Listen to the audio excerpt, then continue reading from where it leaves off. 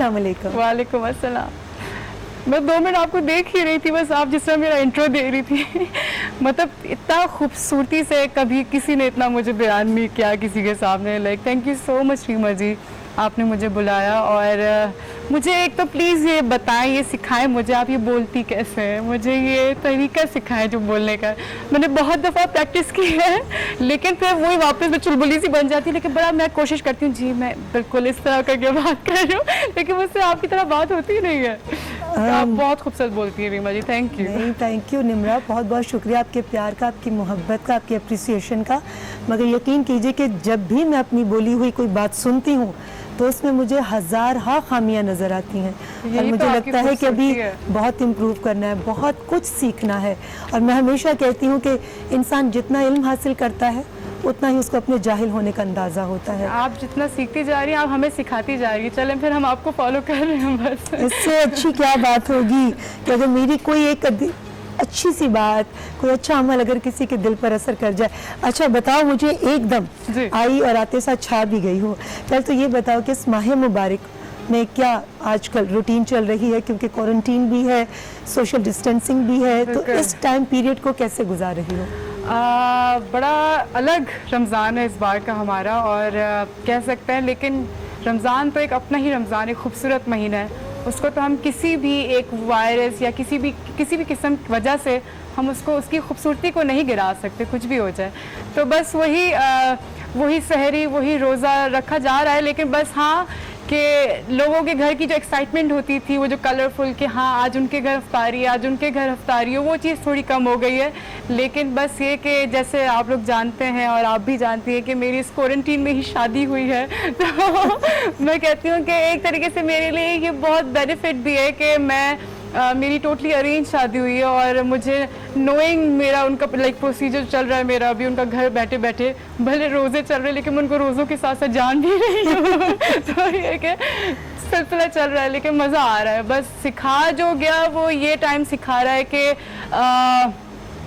मतलब हम जो, मैंने बचपन से रीमा जी एक बात सुनी थी कि ना अल्लाह की मर्जी के बगैर पत्ता भी नहीं हिलता। मैंने सिर्फ सुनी थी और मैंने कभी देखा नहीं था, मतलब ऐसा कैसे हो सकता है कि अल्लाह की मर्जी के बगैर पत्ता हिलता, लेकिन हम तो सब कुछ वो कर रहे हैं जो हमारा दिल करता है और ये वो।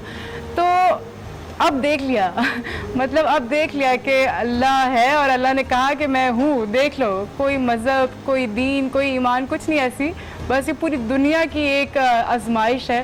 तो हज़रत अकरम सल्लल्लाहु अलैहि वसल्लम ने हाँ हज़रत अली रज़ी अल्लाह ताला अन्हु ने पूछा कि इस चीज़ को कैसे डिफ्रेंशिएट किया जाए कि ये जो मुसीबत हम पे पड़ी है ये सज़ा है कि ये मुसीबत है, ये आजमाइश है, और सॉरी ये आजमाइश है कि ये सज़ा है। तो आप सल्लल्लाहु अलैहि वसल्लम ने कहा कि जो मुसीबत तुम्हें खुदा से करीब कर दे और तुम फिर भी अल्हम्दुलिल्लाह कहो तो वो आजमाइश है, लेकिन जो सज़ा तुम्हें खुदा से ही दूर कर दे और तुम ये कहो कि मैं ही क्यों, अल्लाह मेरे साथ ही क्यों, तो फिर वो सज़ा है, वो सज़ा है। तो ये इतनी अच्छी अच्छी बातें, ये क्या इस क्वारंटीन के वक्त में किताबें पढ़ी हैं? नहीं, ये मुझे मेरे उस वक्त में सिखाया था रीमा जी, जब आपने जब कहा कि ज़िंदगी और मौत, तो जब मैंने वो वक्त देखा तो मुझे उस वक्त बहुत कुछ मैंने सीख लिया था कि कौन मेरे अपने थे, कौन नहीं थे। कितनी बार मैंने अपनी आंखों से भी नमाज़ पढ़ी, तब मुझे अंदाज़ा हुआ कि अल्लाह मुझे आज़मा रहा है, अल्लाह ने मुझे सज़ा नहीं दी है। मैं उस वक्त स्क्वाश खेलती थी, मैं स्क्वाश प्लेयर थी जहांगीर खान के साथ, मैं अंडर-19 स्क्वाश खेलती थी, but after my like accident मैं भाग नहीं सकती थी, मैं चल नहीं सकती थी, वो ज़्यादा डिप्रेशन था मेरा। लेकिन फिर भी अगर मैं अल्लाह के इतने करीब थी और मैं कभी कोई गिला नहीं करती थी। मैंने अपने घर आने के बाद 4 दिन के बाद मैंने गज़ल नाइट रखवाई अम्मी अब्बू के लिए, जबकि सब कुछ मैं व्हील चेयर पर बैठी हुई अम्मी अब्बू, क्योंकि मुझसे ज़्यादा स्ट्रगल उन्होंने किया। मैं तो बेहोश रहती थी, मतलब मुझे तो लाइक नींद के इंजेक्शन लगा दिए जाते थे, लेकिन वो मुझे आंखों से देखते थे और उनकी कुर्बानियाँ जो थी वो मैं अब नहीं भूल सकती। कि मुझे हमेशा ना रीमा जी, मुझे हमेशा से शौक था कि एक सादगी से शादी हो मेरी, हमेशा से कोई धूम धड़के ना हो, बस सादगी से हो। मुझे खर्चा करवाने का कभी शौक नहीं था। क्यों? पता नहीं क्यों, मतलब मैंने इसलिए क्योंकि आई एम अ गुड ऑब्जर्वर, मैं ऑब्जर्व बहुत करती हूँ चीज़ें। तो मैंने आज तक जितनी चीज़ें देखी कि इतने धूम धड़कों से होती हैं चीज़ें, इतनी खुशहाल ज़िंदगी, मतलब वो शादियाँ होती हैं, महंगे महंगे जोड़े होते हैं और फिर कुछ टाइम के बाद ही ज़िंदगी वैसी ही हो जाती है जैसे लड़की एक मतलब कहते हैं ना कि एक हैप्पीली मैरिड लाइफ एक मिथ है, लेकिन ये मिथ तब तक है जब तक आप इसको अजाब बना रहे हो। लेकिन अगर आपकी मर्जी, आप इसको खूबसूरत भी बना सकते हो। तो मैंने अम्मी से कहा, अम्मी जब मैं अपनी शादी के 10 साल गुजार लूँ ना, तब मेरी शादी कीजिएगा धूमधाम से। और ये सब माँ बाप को मुझे कहना है कि इतना पैसा तब खर्च किया करें अपनी औलादों पे जब वो एक टाइम पीरियड गुजार चुके हो अपने मियाँ और अपनी बीवी एक दूसरे के साथ। तो तो मेरी सादगी से ही हुई शादी, और मैं एग्जैक्टली अल्हम्दुलिल्लाह मैं हमेशा से ऐसी ही चाहती थी। इसलिए हमेशा जो बोले सोच समझ के बोले, क्योंकि कभी भी आपकी कबूलियत की घड़ी हो सकती है। निम्रा, अभी आपने बातों के दौरान मेंशन किया कि आपका एक्सीडेंट हुआ और बिल्कुल मौत को बहुत करीब से आपने देखा। एक तो ये बताएं कि एक्सीडेंट किस वजह से हुआ? गाड़ी की तेज़ रफ्तारी थी, ताकि ये भी लोगों को अंदाज़ा हो, ख़ास तौर पे हमारे वो लोग जो गाड़ी चलाते हैं तो ये भूल जाते हैं कि गाड़ी की भी एक टाइमिंग है, उसको भी एक मशीन है, उसको उससे ज़्यादा आपने नहीं तेज़ चलाना। तो ये भी आपका मैसेज बहुत इम्पोर्टेंट है तमाम सुनने वालों के लिए। मैं 4 दिन से सोई नहीं थी रीमा जी, और आप शूट पर थी? शूट पर थी मैं। प्लीज ये वाकया ज़रूर आप मुझसे शेयर मैं करें। सेट पर थी और मैं बैक टू बैक शूट कर रही थी, और हमेशा से अम्मी ने ही निवाले बना बना के मुंह में खिलाया ना खाना, और 23 साल की उम्र तक मुझे निवाले भी नहीं बनाने आते थे। बड़ा लाड प्यार सा अम्मा बन रखा, तो इंडस्ट्री में डाल दिया। अब इंडस्ट्री अच्छा, मतलब इंडस्ट्री एज एन हमारी इंडस्ट्री बहुत अच्छी है, लेकिन दुनिया में हर अच्छा बुरा कहीं ना कहीं होता है, हर शोबे में होता है। तो अच्छाइयों को तो सामना करने की थी अंदर टेंडेंसी, लेकिन बुराइयों को समझने की नहीं थी कि बुरा कौन है। तो अम्मी हर जगह जाती थी साथ, हर जगह साथ जाना, नहीं मेरी बच्ची ये ना हो जाए, मेरी बच्ची हाथ से ना निकल जाए, मेरी बच्ची बिगड़ ना जाए। लेकिन अम्मी अब्बू को एक मकाम पे भी देखने का मुझे हमेशा से शौक था। तो क्या कहते हैं, अब गाड़ी अब्बू ने गिफ्ट की तो नई नई आज़ादी ना दी मुझे अम्मी अब्बू ने, कहना जा बेटा जी ले अपनी जिंदगी। तो ना मतलब नई नई आज़ादी मिली, तो कहते ना हजम नहीं हुई मुझे। मैं बगैर सोए ड्राइविंग कर करके जा रही थी अकेले, और शादी सीक्वेंस था, रात को शूट 2-2:30 बजे ख़त्म हुई। मैं जा रही थी, एवरीथिंग वाज नॉर्मल, लाइक मैं जा रही थी और एकदम से मेरा बीपी लो हुआ बगैर सोए हुए, और मेरी आंख लगी और मैं स्टीयरिंग पे गिर गई। अब वो ऑटोमेटिक गाड़ी थी, तो मेरे वज़न की वजह से एक्सीलेटर पूरा दब गया। अब वो एक्सीलेटर दबा तो 120-140 की स्पीड हो गई पूरी मेरे वज़न से, और वो आर्मी की जीप में घुस गई पूरी। और जब वो घुसी है तो मुझे अपने 15-16 दिन की ज़िंदगी का कुछ नहीं पता, बिकॉज आई वॉज अनकॉन्शियस। लेकिन मेरे अम्मी अब्बू जो मुझे बताते हैं या लोग जो मुझे बताते हैं, मैं वही फिर आगे बताती रहती हूँ कि मेरे लिवर पे स्टीयरिंग हिट हुआ था, मेरे ब्रेन में शीशा हिट हुआ था, क्लॉटिंग हो गई थी ब्लड की, और 5 जगह से मेरी राइट लेग अलग हो गई थी, टूट गई थी बिल्कुल। और मैं 1-1.5 साल व्हीलचेयर पे रही हूँ, मोहताजी पे रही हूँ मैं। और उस वक्त जब भी आँख खुलती थी तो कोई नहीं दिखता था, बस अम्मा अब्बा ही दिखते थे मेरे। और जिस वक्त मुझे रात का खाना नहीं मिला, उस रात मेरे माँ बाप ने खाना नहीं खाया कि हमारी बच्ची खाना नहीं खाई, तो हमारे हलक से कैसे निवाला उतर सकता है। और लोगों ने बड़ी उल्टी सीधी बातें भी की, शायद नशा करके गाड़ी चला रही थी, शायद ये करके गाड़ी चला रही थी। लेकिन जावेद शेख साहब थे, मैं उनको भी मतलब लॉट्स ऑफ लव के मैं ईशा की नमाज़ पढ़ के उस टाइम पे निकली थी। आप रो रही हैं? नहीं, मुझे आपने जो माँ की बात की ना, कि हमारे पास ये कितनी प्यारी हस्तियाँ हैं जिनको माँ बाप कहते हैं। आज भी फ़ोन पे जब नोटिफिकेशन आती है ना कि mom is calling, like no father is calling, तो ये नेमत है बहुत बड़ी। ये हम समझते हैं कि ये बोझ है क्या, या बार बार कॉल करके पूछ रही है, ये नेमत है। हमें आज भी नोटिफिकेशन अगर उनकी आती है, जिनके नहीं है उनसे पूछे कि उनको कितनी तकलीफ़ है इस बात की। तो बस माँ बाप की बहुत कदर करनी चाहिए जिनके पास हैं। अल्लाह ताला इनका साया सर पर सलामत रखे। नहीं, बहुत अच्छी बात कर रही हैं आप, क्योंकि देखो हम अपने मुआशरे में जो देखते हैं ना, बड़ा तकलीफ़ वाला वो लम्हा होता है कि जब माँ बाप अपने पाले हुए बच्चों से डरना शुरू कर दें, कुछ भी कहते हुए कि हमारे बच्चे को बुरा ना लग जाए, या पता नहीं वो हमें इस चीज़ की इजाज़त देगा या नहीं देगा। तो ये जब देखती हूँ तो बड़ी तकलीफ़ होती है कि काश पता चले एक बच्चे को कि जब वो इस दुनिया में आता है तो माँ बाप अपना दिन रात सुख आराम एक साइड पर रखकर कैसे उसकी तरबियत करते हैं। जब पहली दफ़ा रीमा जी चलना शुरू हुई थी ना, तो 1 साल का बच्चा नहीं उंगली पकड़ के चलना शुरू होता है, मेरी माँ ने मुझे इस तरह चलवाया था, लाइक चल रही थी जैसे एक न्यू बॉर्न बेबी पैदा हुआ मेरा, अम्मी ने मतलब जैसे कहा, और अम्मी मेरा हाथ पकड़ के चला रही थी और उन्होंने करते करते ना अब्बू को कॉल की, दिलावर वो चलिए, जल्दी से घर आओ, वो चलिए आज। तो वो खुशी उनके चेहरे पे, और मतलब मैं कहती हूँ कि मेरे माँ बाप मतलब मेरे लिए मेरी ज़िंदगी है, मेरे दिल से वो बहुत करीब है। मेरी शादी हुई एकदम से, तो अम्मी आई रात को ना, सॉरी अब्बू मैं बता रही आप हूँ अपनी बात कंप्लीट कर रही थी। जो आपने कहा कि जब आप एक्सीडेंट हुआ और अम्मी अब्बू का चेहरा ही सिर्फ नज़र आता था जी। आपको जब भी आपकी आंख खुलती थी, और जब वो आप नमाज पढ़ के निकली थी जावेद शेख साहब। हाँ यस, जावेद शेख साहब। तो जावेद शेख साहब स्पेशली जिन्होंने भी ये बातें की थी कि नशा करके चला रही थी या ये कुछ करके इस तरह, तो जावेद शेख साहब स्पेशली हॉस्पिटल आए थे सिर्फ इस बात की गवाही देने के लिए कि दिलावर साहब मैं ये आपको सिर्फ इसलिए हॉस्पिटल कहने आया हूँ ये बात कि ये बच्ची आपकी ईशा की नमाज़ पढ़ के निकली थी और मैंने इसके ऊपर सर हाथ रख के भेजा था कि अल्लाह खैर सला घर जाओ बस। मुझे बहुत अच्छा लगा था कि ईशा की नमाज़ पढ़ के उस वक्त निकली।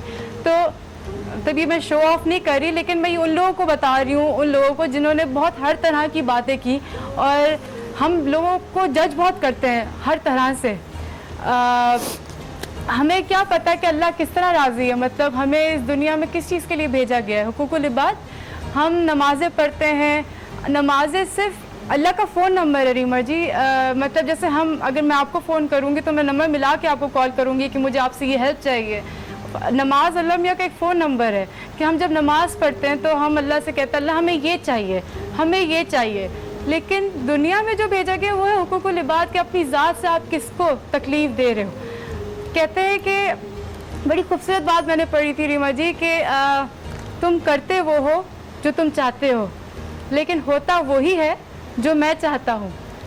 तुम वो करो जो मैं चाहता हूँ, फिर वही होगा जो तुम चाहते हो। क्या तो बात बड़ी खूबसूरत बात है ये कि अगर हम इन चीज़ों को थोड़ा बहुत मान लेना, समझ ले कि किसी को मुस्कुराहट देने से कितना सवाब मिलता है, तो ये हम ब्रेक के बाद बताते हैं आपको। जी बिल्कुल, निम्रा ने खुद ही ब्रेक ले ली। और अगर आप किसी को कुछ नहीं दे सकते तो एक मुस्कुराहट तो दे सकते हैं। मुस्कुराहट के साथ हमारी बातों का सिलसिला जारी है। इस वक्त लेंगे एक छोटा सा ब्रेक।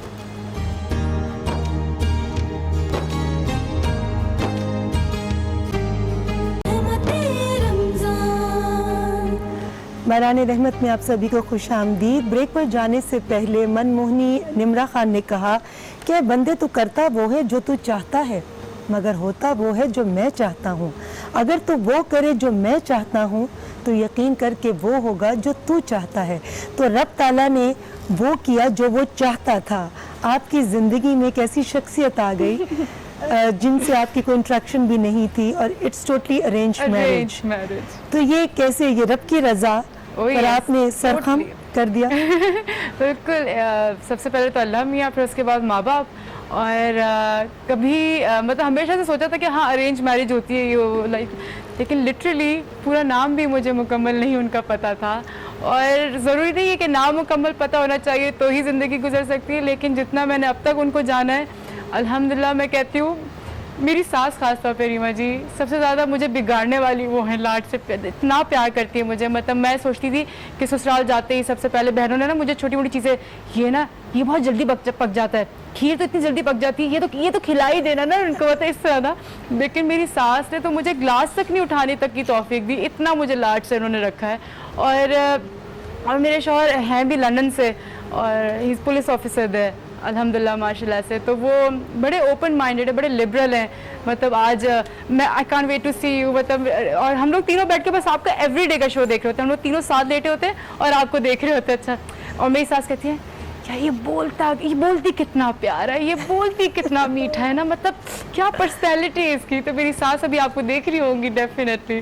तो या थैंक यू निम्रा की सास हमारे लिए बहुत ही काबिल एहतराम। आपका बहुत बहुत शुक्रिया कि आप हमारे शो को देखती हैं, और अगर आप मेरी तारीफ़ करती हैं तो बहुत बहुत आपका शुक्रिया। अपनी दुआ में याद रखें, और देखें अल्लाह ताला ने, शायद आप इतनी पॉजिटिव हैं और दूसरों की आप सिर्फ अच्छाइयाँ देख रही हैं, बुराइयाँ आपको नज़र नहीं आ रही, लेकिन ये आपके अपना हुस्न नज़र है, इसलिए अल्लाह ताला ने इतना हसीन चेहरा, ऐसा प्यारा चांद आपके घर की रौनक बना दिया। Love you Reema ji, love you. I love you too sweetheart. अच्छा मुझे ये बताओ कि सास की आपने तारीफ़ कर दी, मियाँ की आपने तारीफ़ कर दी, ननंद भी हैं आपकी? जी, वो भी देख रही है। और मज़े की बात ये कि इतना तो मेरे शौहर पोजेसिव नहीं है जितना मेरी नंद का बेटा पोजेसिव है मेरे बारे में।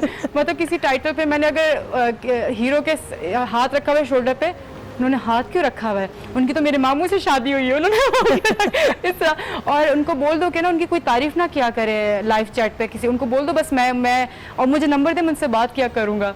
तो वो एक फैमिली ऐसी मुझे अल्हम्दुलिल्लाह, मेरी माँ मुझे हमेशा ये कहती है ये तुम्हारी दुआओं का असर है, ये तुम्हारी दुआओं का असर है निम्रा, कि तुम्हें ऐसी फैमिली मिली। अल्हम्दुलिल्लाह सच कह रही हूँ रीमा जी, दुआएं रद्द नहीं होती हैं। अल्लाह मियाँ का जवाब देने का तरीका कुछ अलग है। या तो वो यस कहते हैं कि या तो फ़ौरन उसी वक्त हो गई, या तो वो कहते हैं कि अभी वो वक्त नहीं है, या तो वो कहते हैं कि ये तुम्हारे लिए सही नहीं है। तो ये 3 तरीके अल्लाह का जवाब दे देगा, लेकिन हम समझ नहीं पाते कभी कभी। तो अल्लाह मियाँ ने इस बार मुझे यस कह दिया और मेरे नसीब में मुझे इतने अच्छे लोग मिले। और मेरी फैमिली ऐसी है कि मेरे माँ बाप भी, मेरे ससुराल वाले भी, मैं अभी भी पैंट शर्ट्स पहनती हूँ। मैं जो टॉम बॉय हूँ ना, मैं हमेशा से, ये तो मैं बस आप लोग के लिए ऐसे ही नज़ाकत है, लेकिन मैं हमेशा से टॉम बॉय रही हूँ, लड़कों की तरह चलना भी लड़कों की तरह, बातें भी लड़कों की तरह। तो मेरा शौहर मुझे कहता है वो मेरा छोटा डॉन आ गया, इधर मेरा छोटा डॉन आ गया। तो मेरा शौहर मुझे छोटा डॉन कहता है मुझे। पता है निम्रा, आपकी पर्सनालिटी की, आपसे मेरी पहली मुलाकात है, मगर आपकी पर्सनालिटी की सबसे खूबसूरत बात जो है कि आपको किसी भी जगह जाएं, उस जगह की अहमियत का एहसास है, उसके अदब आदाब हैं, आप उसको फॉलो कर रही हैं। ये सबसे इम्पोर्टेंट चीज़ है। बाकी हमारी ज़ाती करदा न करदा, गलतियाँ, ख़ताएँ, अच्छाइयाँ, उस सब के हम जवाब दे अपने रब को हैं। हम इंसानों को जवाब देनी है, लेकिन हमें हमारे साथ जो रिश्ते वाबस्ता होते हैं, हमें उनकी खुशी और पसंद नापसंद उसका ख्याल रखना चाहिए। अच्छा ये बताओ कि अल्लाह ताला ने नाम दिया, मकाम दिया, शोबिज़ के अंदर जब आप आते हैं तो आप पर एक लेबल लग जाता है, लोग आपको एक डिफरेंट आपको इमेज पोर्ट्रे करने की कोशिश करते हैं। आप कैसी शख्सियत के मालिक हैं ये सिर्फ वही जानते हैं जो आपको मिलते हैं, मगर अमूमन लोग अपने अपने अंदाज से राय कायम करते हैं। तो आपके बारे में मेजॉरिटी की शुरू में क्या राय थी? शुरू में तो लोग बड़ा न्यूट्रल, मतलब कभी कुछ कहते थे, कभी कुछ। मुझे मम्मी की गोद में सर रख के बड़ा रोती थी कि अम्मी ये तो मैंने किया ही नहीं, ये मुझ पे कैसे इल्ज़ाम लग गया, ये तो मैंने कभी किया ही नहीं। तो मेरी माँ ने मुझे बड़ी अच्छी बात उस वक्त सिखाई कि बेटा क्या सुनकर आई हो, बुरा सुनकर आई हो ना, तो समझ जाओ कि तुम अपनी कामयाबी की पहली सीढ़ी चढ़ चुकी हो। क्योंकि इंसान बुरा ही तब बोलना शुरू होता है आपके बारे में जब वो खुद इनसिक्योर होना शुरू हुआ आपसे। तो आपकी कामयाबी की पहली सीढ़ी चढ़ गई। तो अम्मी मुझे इस तरह बूस्टअप करती थी, इस तरह मुझे मुझे सपोर्ट करती थी कि, तो बड़ा हर तरह का सुनती थी। मैंने जैसे आपको बताया कि जैसे मेरा एक्सीडेंट हुआ उस टाइम पे लोगों को हम ज़्यादातर यही बोलना चाहिए था कि यार मतलब वजह क्या हुई, मतलब पूछ ही ले वजह क्या हुई, लेकिन उन्होंने अपनी सोच रखी कि शायद नशा करके गाड़ी चला रही होगी, शायद कुछ करके गाड़ी चला रही होगी, शायद किसी से लड़ाई हुई होगी गाड़ी में तो इसलिए उसका गुस्सा निकाल दिया, शायद सुसाइडल है। आर्मी वाले तो कहते शायद खुदकश हमला हो गया हम पे। तो ये कि सब अल्लाह मियां ने हर किसी को अपनी तरह बनाया है, अपनी तरह एक उनका एक अपनी पर्सनालिटी है। बस मैं कहूँगी कि हमेशा अच्छा सोचो, हमेशा अच्छा बोलो, क्योंकि जब आप अच्छा सोचोगे, अच्छा बोलोगे और सबको माफ़ करना सीखो, तभी फिर अपने खुदा के आगे आप अच्छा मांगने के और माफ़ी मांगने के काबिल बन सकोगे।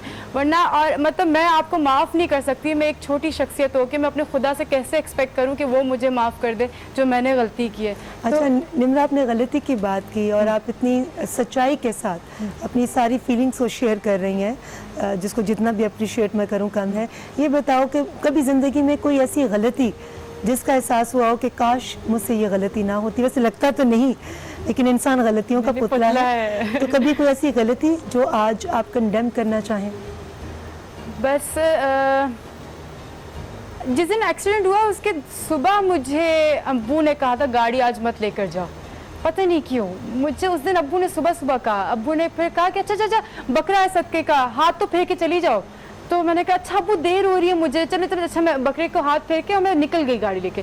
फिर भी अब्बू ने कहा बेटा देख लो शूटिंग से गाड़ी मंगवा लो, आज गाड़ी मत लेकर जाओ, बस अजीब हो रहा है दिल मेरा। अब्बू ने बस ये बोला था उस दिन मुझे। और रात को जब वो खबर आई तो फिर मुझे वो रिग्रेट है कि हाँ मैंने सुन ली और मुझे बड़ों की सुननी चाहिए। क्योंकि मेरे सेट पे जो आपा थी, मुझे सॉरी हम सब बड़ों को आपा ही कहते हैं सेट पे, मुझे उनका नाम याद नहीं है। तो मैं जब चार्जर निकाल रही थी तो चार्जर से एकदम से स्पार्क निकला ना, तो वो जल गया और आग निकली। तो उन आपा ने भी मुझे उस वक्त कहा कि बेटा मेरा दिल घबरा रहा है, तुम आज ना अपनी गाड़ी यहीं पार्क कर दो, तुम शूटिंग की गाड़ी ले जाओ, मेरा दिल घबरा रहा है आज। मैंने कहा आप मुझ पर आयतल कुर्सी पढ़ के फूके, अल्लाह अल्लाह खैर सलाम, मैं जाती हूँ, कुछ नहीं होगा, मेरे अबू जान से मार देंगे अगर मैंने गाड़ी यहाँ पार्क कर दी तो। उन्होंने कहा चलो देखो बेटा ओके, मैं आयतल कुर्सी पढ़ के फूकी मुझ पर और मैं निकली। और जब सुबह उनको खबर गई और जब अब्बू ने भी जब देखा तो ज़िंदगी तब सबकी तबाह बर्बाद हो चुकी। मतलब जो सफ़र मेरा शराय फैसल पे हुआ था एक्सीडेंट, और मैं मलिक कैंट के पास रहती हूँ, तो वो मलिक कैंट से हार्डली 20 मिनट का सफ़र है शराय फैसल तक पहुँचने तक। अब्बू कहते हैं मेरे लिए वो ज़िंदगी तय करने के बराबर हो गया था, वो सफ़र वो तय ही नहीं हो रहा था कि मतलब अगर मैं आप लोगों को पहले वो गाड़ी शायद आप लोगों ने देखी होगी, लेकिन अगर वो गाड़ी की हालत आप देखती तो आप खुद कहती रीमा जी कि तुम इसमें से निकली हो और ऐसे निकली हो। तो मतलब वही वाली बात ना, जिससे अल्लाह रखे उसे कौन चखे। तो लड़की का सबसे मेन चीज़ उसका चेहरा होता है। मतलब अल्लाह ने मेरा चेहरा बचा लिया, अल्लाह ने मुझे कोई मोहताजी लाइफ टाइम की नहीं दी। मतलब भले थोड़ा वक्त वो एक शॉर्ट टाइम मैंने मोहताजी का गुजारा, लेकिन आज मैं चल फिर रही हूँ, कोई कह नहीं सकता कि मैंने वो टफ टाइम भी देखा है। निम्रा, आपको लगता नहीं कि वो जो अब्बा ने जाने से पहले बकरे का सदका दिया, वो फिर आपा ने आपके ऊपर आयतल कुर्सी पढ़ी, तो अल्लाह के कलाम का और सदकात का कितना अहम रोल है हमारी ज़िंदगियों में? आपको लगता नहीं कि इन चीज़ों ने आपकी मौत को टाल दिया? रीमा जी मैं शुरू से ऐसी थी, मैं अल्लाह से बहुत करीब हूँ। मैं कह रही हूँ ना कि मैंने आंखों से भी मेरा एक्सीडेंट हुआ। अबू जैसे कोई फ़कीर आता था तो अबू कहते थे माफ़ करो, नहीं ये हकदार नहीं, ये तो अहमी। मैं अब्बू को ना कान खींच के ज़ोर से कहती थी अब्बू नहीं पैसे दे। उससे तो चलो बचपन में बच्चा ऐसे कहता है, लेकिन अब जो मेरा बिलीव है ना वो ये कि मेरा जो फेल ऊपर लिखा जाएगा ना, वो बस मेरी जेब से लेके उसके हाथ तक का फेल लिखा जाएगा। उसके बाद वो उसकी चर्च खरीदे, उसका नशा खरीदे, उसका कुछ भी खरीदे, कुछ भी करे, वो उसका फेल है, वो उसकी मर्जी, लेकिन मेरी नेकी लिख दी गई ऊपर। तो मैं इन चीज़ों पे तो वैसे ही हमेशा से बहुत करीब थी कि मदद करना हमेशा। मैंने मतलब एक लड़का था, उसकी अम्मी ने मुझे मना किया कि इसकी मदद ना करना, मुझे ये शक्ल से अच्छा नहीं लगता, मुझे ये कुछ चालाक लगता है, और वो अपनी बीमारी मेरे आगे ना शो करता रहता था। तो मैं उसकी मदद करती रहती थी हमेशा छुप के ना, कि ना अम्मी को ना पता चले, लेकिन मैं मदद करती रहूँ। लेकिन वही वाली बात कि मेरी माँ भी सही कह रही थी कि वो और बुरे कामों में लग गया। शायद मैंने कुछ गलत किया, लेकिन उसका सिला मुझे नहीं मिलना। मैंने जैसे आपको कहा मेरी नीयत लिख दी गई, मेरी नीयत वो नहीं थी, उसकी बीमारी के लिए मेरा था। लेकिन उसकी अब बस इंसान की अपनी चॉइस होती है ना, अच्छा बुरा हर जगह उसकी मर्जी कि उसने क्या रास्ता चुना। जी, निम्रा के साथ बातों का सिलसिला जारी है। ब्रेक पर जाने से पहले मैं निम्रा से ये सवाल करूंगी कि अल्लाह ताला ने उसको जो दूसरी ज़िंदगी दी, उस ज़िंदगी से उसने क्या सीखा और क्या सोचा कि आने वाली इस ज़िंदगी में जो अल्लाह ताला ने अब मुझे अनायत की है, मैं ये करूँगी और ये नहीं करूँगी। इसका जवाब जानेंगे इस छोटे से ब्रेक के बाद।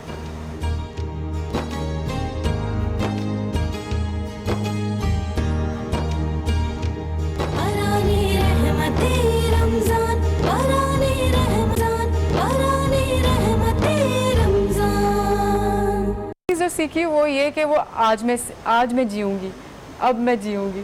मतलब जो हम लोग इतनी ज़्यादा आगे की प्लानिंग्स करना शुरू कर देते हैं, हमें अपने कल का नहीं पता, हमें 1 घंटे के बाद का नहीं पता। तो ये तो इरादा किया कि मैंने आज में और अब में जीना है। तो अम्मा अब्बा भी बड़ा सपोर्ट करते हैं, आई लव ट्रैवलिंग, तो अम्मा अब्बा मुझे कभी किसी चीज़ से नहीं रोकते। और दूसरा ये कि भरोसा बहुत जल्दी कर लेती हूँ मैं, बहुत जल्दी। गलती हाँ, मतलब सुनना सबको चाहिए, लेकिन पता होना चाहिए कि ना, मतलब ना वो अभी तक मुझे लगता है कि शायद वो अभी तक मेरे अंदर वो एक चीज़ आई पकापन के ना, मैं समझ सकूं या पढ़ सकूं किसी का चेहरा। मेरी अम्मी अभी भी कॉल करके सिर्फ बच्चों की तरह यही समझा रही होती, बेटा हर किसी पे भरोसा नहीं करते बेटा, नहीं। मैंने कहा मैं क्या करूँ, मैं अल्लाह ने बनाया ही मुझे ऐसा है।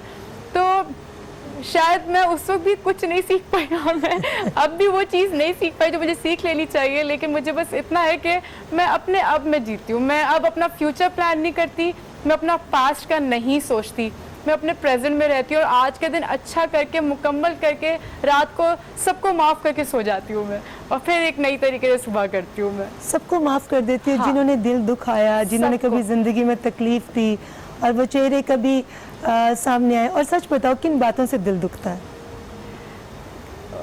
जो उम्मीदें तोड़ते हैं ना मेरी, मतलब झूठी उम्मीदें जो देते हैं, झूठ जो मुझसे बोलते हैं ना, मतलब मैं कहती हूँ सच बोल के, मतलब मुझे ये कि मुझे अपने शौहर की सबसे अच्छी बात ये लगी कि उन्होंने जब मुझसे फर्स्ट टाइम बात की थी निकाह से एक दिन पहले, तो उन्होंने मुझे सब कुछ सच से बताया था, जबकि जो चीज़ वो बुराइयों में भी थी, लेकिन उन्होंने मुझसे वो सच बोली। तो बुराई और अच्छाई तो फिर आप डिसाइड ही नहीं कर सकते ना, आपने तो सबसे पहली चीज़ ही पकड़ ली कि सच बोला, फिर तो आप बाद में डिसाइड करोगे क्या अच्छा क्या बुरा। तो वही वाली चीज़ कि बहुत दिल दुखता है जब लोग झूठी उम्मीदें देते हैं। मैं इतना, I am a giver Reema ji, मैं सबको बहुत प्यार देती हूँ, सबको बहुत प्यार से लेके चलती हूँ, सबका, मैं सबके लिए बहुत ख्याल रखती हूँ, लेकिन जो वो रिटर्न बैक ना मिले ना मुझे, लाइक मतलब ना वाइस वर्सा के थोड़ा थोड़ा सा ही तो मिल जाए, कुछ अप्रिसिएशन ही मिल जाए। अच्छा मेरी अम्मी जो है ना वो बड़ी मतलब ऐसी शख्सियत है कि ना जिसको आप देख के कहो कि मैंने इस शख्सियत को फॉलो करना है, बड़ी ना बड़ी मतलब माशाल्लाह से, अल्लाह उनको हमारे सर पे हमेशा रखे। लेकिन क्या कहते हैं, मेरी अम्मी से एक्सप्रेस नहीं होता प्यार ना, तो मैं उनको कभी भी बर्थडे गिफ्ट दूँ या मैं उनको कभी भी कोई भी मदर्स डे, कभी मैं वैलेंटाइंस डे गिफ्ट भी अम्मी अब्बू को देती हूँ। तो सीरियसली, तो ना मदर्स डे पे मैंने ना उनको वॉशिंग मशीन गिफ्ट की थी, तो उनको पसंद थी, वो उनको पसंद थी, तो कहती है अपना फ़ायदा ढूंढ कर आया है कि कपड़ा तो मैं रोज़ धुले में मिले ना यहाँ पर, तो लेकिन उनको पसंद थी, लेकिन वो मुझे कभी थैंक यू नहीं कहती। तो मेरा जब मुझे कभी कभी होता है कि अम्मी आप मुझे थैंक यू तो कह दिया करना कि मैंने आपको इतनी आपकी पसंद की चीज़ दी है। कहती है मेरे दिल से दुआ निकलती है तुम्हारे लिए, तो बस वही वही वही तुम्हारे, बस अल्लाह मियाँ तक पहुँच के तुम्हें फिक्र करने की ज़रूरत नहीं उस चीज़ की कि मैंने तुम्हें थैंक यू कहा कि नहीं। तो लेकिन इंसान फिर भी थैंक यू का मोहताज होता है, उसको अच्छा लगता है। मतलब लोग कहते हैं ना कि अपनों को थैंक यू नहीं कहा जाता, मैं तो कहती हूँ अपनों को ही थैंक यू कहा जाता है, क्योंकि अपनों से मतलब अपनों को खुशी होती है जब आप उनसे सुनते। गैरों का क्या है, आप थैंक यू कहो ना कहो उनको तो मतलब कोई फ़र्क भी ना पड़े, अपनों को तो खुशी होती है कि आपने उनसे थैंक यू किया, उनको लव यू बोला। हाँ बोलना चाहिए प्लीज़। जी निम्रा, आपकी वो पिक्चर्स हम लोग शेयर कर रहे हैं, जब क्योंकि अच्छा, आपने जिक्र किया और आप ही ने चाहा कि ये गाड़ी की पिक्चर ज़रूर दिखाई जाए कि कैसा एक्सीडेंट था और किस तरह से अल्लाह ताला ने आपको दूसरी ज़िंदगी दी। जी आप देख रहे हैं स्क्रीन पर, माय गॉश ये गाड़ी है। हाँ निम्रा, आप इसमें से आपको निकाला कैसे गया था? डैशबोर्ड तोड़ के, स्टीयरिंग तोड़ के निकाला था। माँ की क्या हालत होगी और अब्बा की क्या हालत होगी? जब अम्मी अब्बू उस गाड़ी तक पहुंचे थे तब तक एम्बुलेंस ले जा चुकी थी मुझे, आर्मी वालों ने एम्बुलेंस मंगवा के मुझे भेज दिया था हॉस्पिटल। तो मेरी खून मेरा सब कुछ उस गाड़ी पे लगा हुआ था। तो मैं जानती हूँ कि वो जो अम्मी अब्बू के जो मुझसे वो प्यार करते, मुझे तो पता है ना मेरे माँ मुझसे किस तरह प्यार करते, जो उन्होंने गाड़ी की हालत देखी होगी। तो वो पुलिस वाले कहते हैं जी हम ये उनकी कीमती चीज़ें, अब्बू कहते हैं बाहर में क्या कीमती चीज़ें, मेरी बच्ची कहाँ, मुझे पहले वो बताओ, मेरी बच्ची को कहाँ तुम लोगों ने भेज दिया है। तो अब्बू फिर हॉस्पिटल पहुँचे, फिर अब्बू मुझे वहाँ से लाइक ये पिक्चर्स आपकी निम्रा फॉरेन एक्सीडेंट के बाद की है? ये तब की है जब मैंने बहुत दिनों के बाद, पहले दिन मैंने डे लाइट देखी थी, दिन की रोशनी देखी थी मैंने बहुत दिनों के बाद। तो ये वो तस्वीर है मेरी। कितने अरसे के बाद देखी थी निम्रा? अरसा तो नहीं, लेकिन हाँ 24-25 दिन हो गए थे कि मतलब रोशनी कुछ, मतलब आँख भी खोल के, इवन जब पहला ऑपरेशन कामयाब गया था तो हमने तो हॉस्पिटल में पार्टी की थी, सारे लोगों को ना खामोश करवा के प्लीज माफी माफी पार्टी हो रही है, अंदर म्यूजिक लगा के हमने डांस किया, सारे बैलून्स ला के वन डिश पार्टी की थी हमने, सारे मेरे फ्रेंड्स खाने लेकर करके। तो हमने जीना चाहिए लोगों को, मतलब पता है वही वाली बात, इरफान खान जो हमारे एक्टर अभी गुजर गए, उन्होंने बड़ी खूबसूरत बात बोली कि जिंदगी कम नहीं है बट हमें बहुत देर से समझ आती है कि उसको जीना कैसे चाहिए। तो और देखो आज अपने साथ लेकर क्या गए, क्या कुछ नहीं था उनके पास। टेलीविजन इंडस्ट्री, हिंदुस्तान की इतनी बड़ी फिल्म इंडस्ट्री, फिर हॉलीवुड इंडस्ट्री, 3 बड़ी इंडस्ट्रीज के अंदर उन्होंने अपने काम के जरिए अपने फन का लोहा मनवाया, पैसा भी था, सब कुछ था। मगर आपने अगर उनका आखिरी ख़त पढ़ा हो तो उसमें उन्होंने जिक्र किया है कि लाखों करोड़ों में से किसी एक को ऐसा कैंसर होता है जो मुझे हुआ, और उस पर रिसर्च भी कम होती है। तो वो रिसर्च ही इतनी नहीं थी, तो दवाइयाँ भी उस तरह की नहीं थी, ट्रीटमेंट भी वैसा नहीं था जैसा होना चाहिए था। तो मुझे ज़िंदगी में यही समझ आई कि भाई कुछ नहीं है, आप एक ट्रेन में सवार हैं, आपका स्टेशन आएगा, आपको उतरना ही उतरना उतरना ही है। अब उस सवारी के बीच में आपके दाएं बाएं जो लोग दूसरे पैसेंजर्स हैं, आप अपना क्या इम्पैक्ट उन पर छोड़ रहे हो, बस वही रह जाता बस है। यही जिंदगी है। अब रीमा जी, अब जैसे आज मैं आपसे बात करूँ, मैं जाने के बाद जो 2 लफ्ज़ बोलूँगी ना, मैं वही बोलूँगी जो मैंने आपके साथ गुजारे, ठीक है। अब मुझे नहीं पता कि आपने ये कितनी कीमती चप्पल पहनी है या आपने कितने कीमती कपड़े पहने हैं, मुझे ये नहीं पता, लेकिन जो आपने लफ्ज़ मुझे ऑफ कैमरा भी बोले हैं और जो ऑन कैमरा भी लाइक आप मुझे बोल रही हैं, लाइक मेरे दिल में बस वही रह जाएगा। और सीरियसली मैं आपके लिए आज भी नमाज़ पढ़ के दुआ करूँगी, दिल से हमेशा दुआ करूँगी आपके लिए कि जज़ाकल्लाह खैर। आप बहुत प्यारी, और बहुत कम प्यारे लोग आपको दुनिया में मिलते हैं आपको इर्द गिर्द, और अगर कुछ सीखने को उनसे मिल रहा है तो ज़रूर सीखना चाहिए उनसे। निम्रा की इस बात से बड़ी खूबसूरत एक कहावत है कि जब तुम थक जाओ तो अल्लाह के आगे थोड़ा सा रो लिया करो, तुम्हारी बहुत सारी मुसीबतें टल जाएंगी। और मैंने ये खूबसूरत रीमा जी इसी बात में बोलूँगी कि अल्लाह के आगे भले ज़बरदस्ती का एक आंसू भी टपक जाए ना, तो वो समंदर के बराबर आपके गुनाह धो देगा। बेशक। तो जो हम कहते हैं ना, ए अल्लाह, वो तो जोर लगा रहे होते हैं कि आंसू निकल ही जाए, बस वो अल्लाह उसको भी कबूल करता है। मतलब बस नियत होनी चाहिए कि हाँ अल्लाह, बस के तुझसे मांग रही हूँ और जिद कर रही हूँ, मैं तुझसे छिन रही हूँ, मतलब तुझसे, तो अल्लाह से तो इस तरह मांगना चाहिए। आपने अल्लाह से इस तरह से मांगा, मगर जिसने अल्लाह से आपको मांगा, हम उनकी पिक्चर भी शेयर कर रहे हैं। सीरियसली राजा जी। अच्छा, इनकी ड्रेसिंग का स्टाइल बहुत जबरदस्त है। Really? ये आपकी सजेशंस हैं या उनकी अपनी पर्सनालिटी ऐसी है? उनकी शख्सियत तो नो डाउट, मतलब एक ना ऑफिसर्स में एक स्टिफनेस आ जाती है, वो वाली है तो वो ऐसे ही, लेकिन ये ड्रेसिंग मैंने करवाई थी। अच्छा, बहुत अच्छी लग रही है। वो दूसरी वाली मुझे पिक्चर बहुत पसंद है, जो हमारी वो नहीं है शायद इसमें अभी, लेकिन चलो, लेकिन टीम के लोगों ने पास जो देख पिक्चर्स लिया। हैं वो शेयर कर रहे हैं आपकी, बट आप दोनों बहुत अच्छे लग रहे हैं। और Thank you so तमाम much. जितने लोग जो पॉजिटिव लोग हैं, जो अच्छाई देखना चाहते हैं, जिन्होंने भी आपकी शादी की पिक्चर्स देखी, बहुत सारे लोगों ने दिल से आपके लिए बहुत सारी विशेष दी। अच्छा निम्रा, मैं सवाल करूंगी, एक सर्टेन टाइम आता है कि आपको चाहिए होता है कि बस ये फेम है तो अभी इसको मुझे और एंजॉय करना है, शादी वादी इसको थोड़ी देर बाद, मगर आपने इस चीज़ में वालिदैन की बात को प्रेफर किया। इसका जवाब देंगे एक छोटे से ब्रेक के बाद।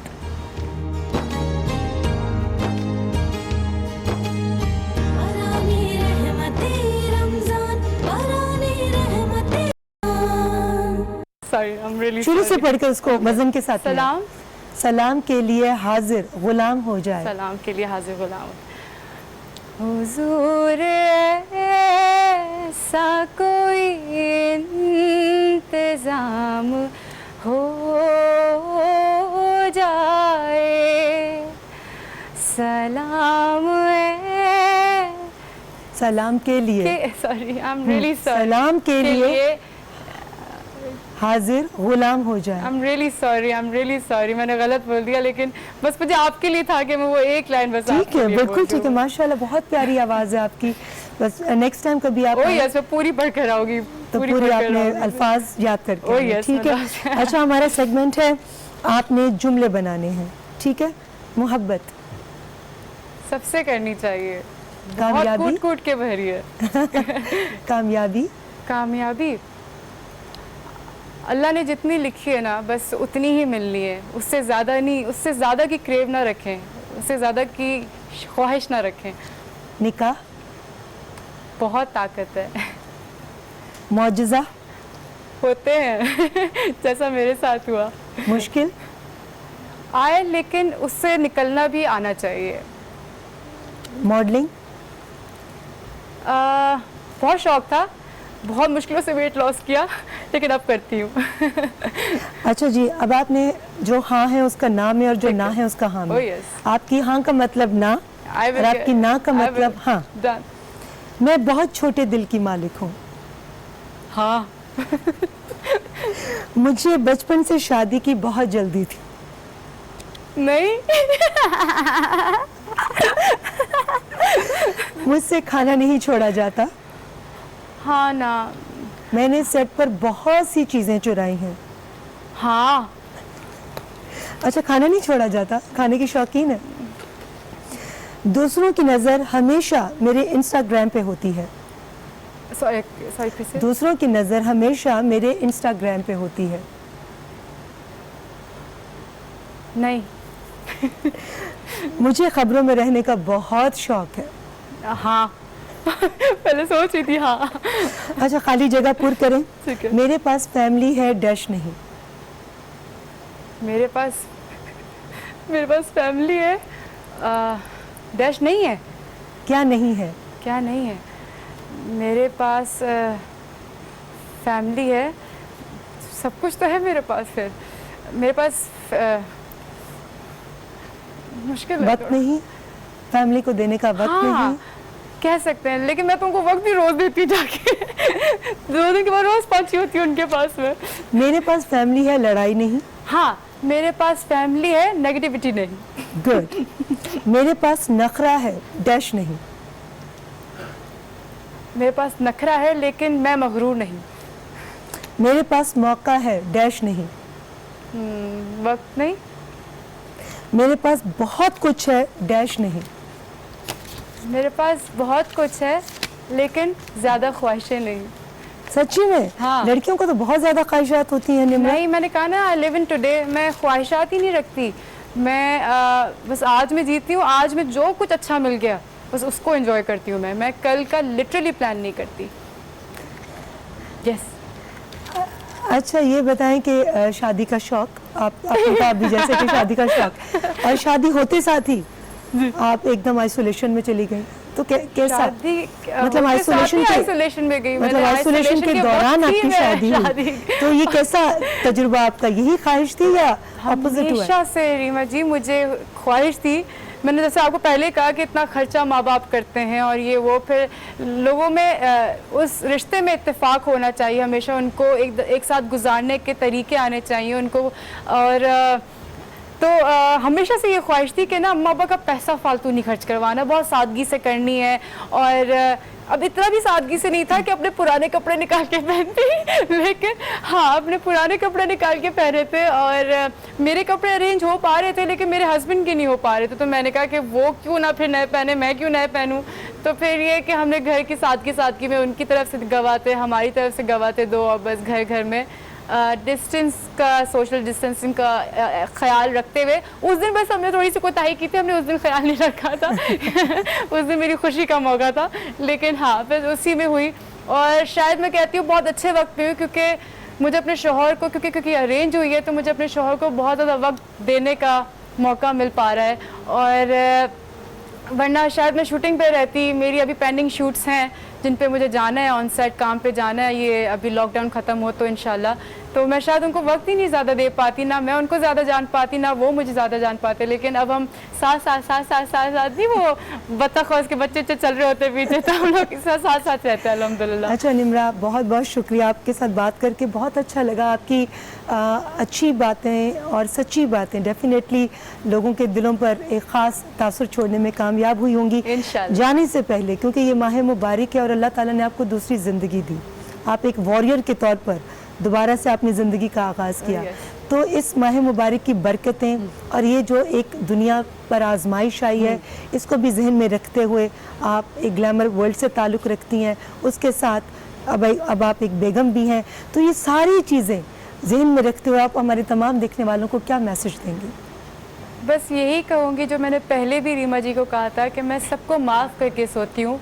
कोई बोझ लेके ना सोएं आप लोग ज़िंदगी में, क्योंकि वो माफ़ करके सोने से भले किसी को माफ़ी मिले ना मिले। जैसे कल भी मैं परसों में का रोज़ रीमा जी का शो देखती हूँ, तो उससे बड़ी खूबसूरत बात कही थी कि जब कोई इंसान किसी का दिल दुखाता है तो फिर अल्लाह कहता है कि फिर मेरा ताल्लुक़ नहीं है उस बात से, फिर वो तुम्हारा उस बंदे का ताल्लुक़ है। पहले तुम उससे माफ़ी मांगो, फिर मैं तुम्हें माफ़ करूँगा। अगर वो तुम्हें माफ़ कर देता है तो प्लीज़, अगर जाने अनजाने से ही, भले गलती, इंसान गलतियों का पुतला है, इंसान गलतियां करता है, अगर अनजाने से ही सही आपकी किसी का दिल दुखा दिया जाए तो आप प्लीज़ उससे माफ़ी मांग लें। कोई छोटा बड़ा नहीं होता। और अगर किसी ने आपका दिल दुखाया तो माफ़ कर दें उसका, कोई बोझ लेके ना सोए।